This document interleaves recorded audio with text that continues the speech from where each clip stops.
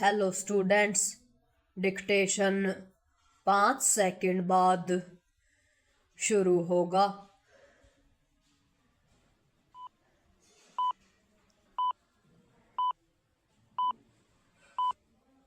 Start.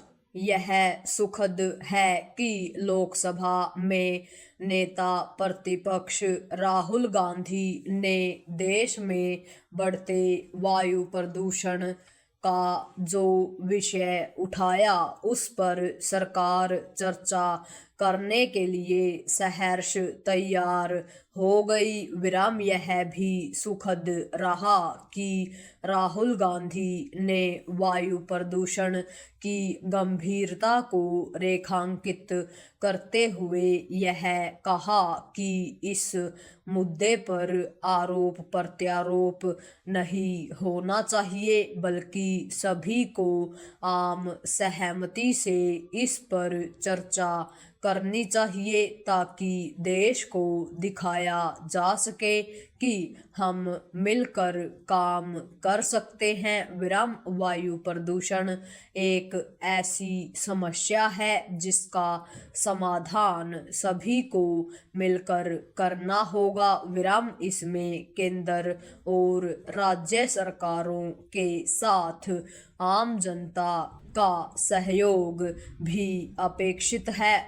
जन सहयोग की अपेक्षा तभी पूरी हो सकती है जब राजनीतिक वर्ग एक मत और एकजुट होकर कारगर उपाय खोजेगा। वायु प्रदूषण पर सार्थक चर्चा के लिए यह आवश्यक है कि उसके मूल कारणों के निवारण पर ज्यादा जोर दिया जाए। केवल पराली या फिर पटाखों को ही वायु प्रदूषण के लिए जिम्मेदार नहीं माना जाना चाहिए। वायु प्रदूषण के बड़े कारणों में सड़कों एवं निर्माण स्थलों से उड़ने वाली धूल और वाहनों का उत्सर्जन है। इसके अतिरिक्त लकड़ी, उपले, कोयला आदि जलाए जाने से उपजने वाला धुआं भी है। यह गंभीरता से देखा जाना चाहिए कि अपने देश में रसोई गैस का वास्तविक इस्तेमाल कितना होता है। पैरा वायु प्रदूषण की गंभीर हो चुकी समस्या के समाधान के लिए कोई कारगर कदम न उठाए जा सकने का दुष्परिणाम यह है कि प्रदूषण से प्रभावित होने वाले शहरी और ग्रामीण क्षेत्रों की संख्या बढ़ती चली जा रही है। इससे केवल लोगों की सेहत के लिए ही खतरा नहीं पैदा हो रहा है, बल्कि देश की बदनामी भी हो रही है। यह कोई अच्छी स्थिति नहीं कि आज जब भारत का अंतर्राष्ट्रीय कद बढ़ रहा हो तब वह बढ़ते वायु प्रदूषण के लिए जाना जाए।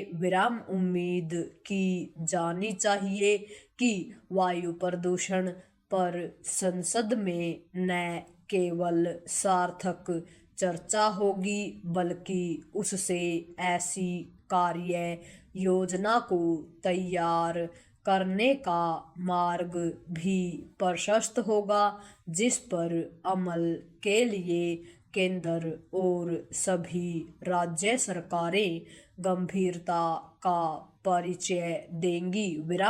वायु प्रदूषण पर चर्चा के लिए सत्ता पक्ष और विपक्ष में जो सहमति बनी उसे केवल यहीं तक सीमित नहीं रहना चाहिए।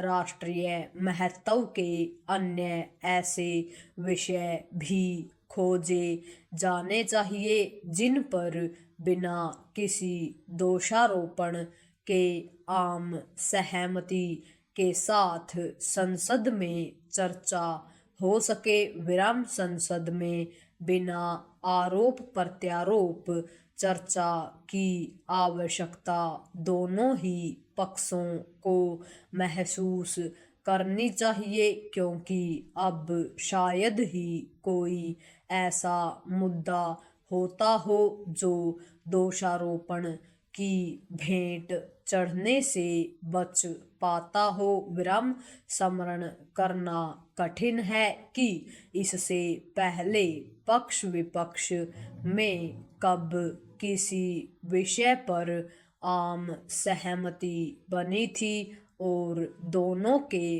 बीच ऐसी कोई चर्चा हुई थी जिससे देश को कोई सही दिशा मिली हो। पूर्ण विराम।